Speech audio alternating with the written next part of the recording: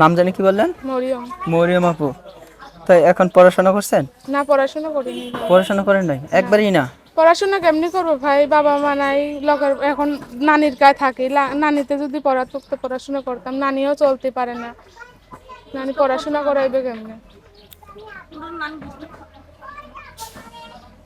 নানির কাছে থেকেই বড় হয়েছেন? হুম। বাবা মা কি হয়েছে? বাবা মা মারা গেছে। বাবা মা মারা গেছে। এখন নানির বাড়িতে থেকেই পড়াশোনা করেন। এখন আপনার প্রতিবেদনের সামনে বা ক্যামেরার সামনে কেন আসা আজকে? ক্যামেরার সামনে আছে কষ্ট করে ভাই, কষ্ট দুঃখিত পরে তো ক্যামেরার সামনে আসে, নাহলে সুখে কি পরে কেউ কষ্ট একটু ক্যামেরার বলবেন? সামনে আসে?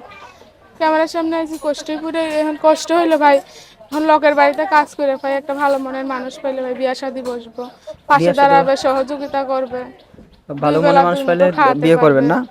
হ্যাঁ। ভালো মনের মানুষ পাইলে বিয়ে করবেন? হ্যাঁ। কেমন মনের মানুষ চান? বুড়ো হোক বা জোয়ান হোক, আমার যদি সহযোগিতা করবে, আমার পাশে দাঁড়াবে, আমার দায়িত্ব নেবে। তাই?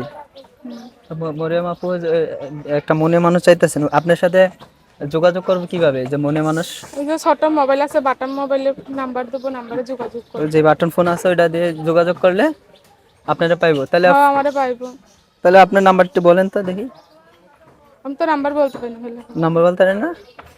আর দর্শক, মরিয়ম আপুর সাথে যারা কথা বলতে চান বা যোগাযোগ করতে চান তাহলে নাম্বারটা আমি আপনাদের দিয়ে দিচ্ছি এবং কি স্ক্রিনেও পাবেন। আমি নাম্বারটা বলছি 01725869322।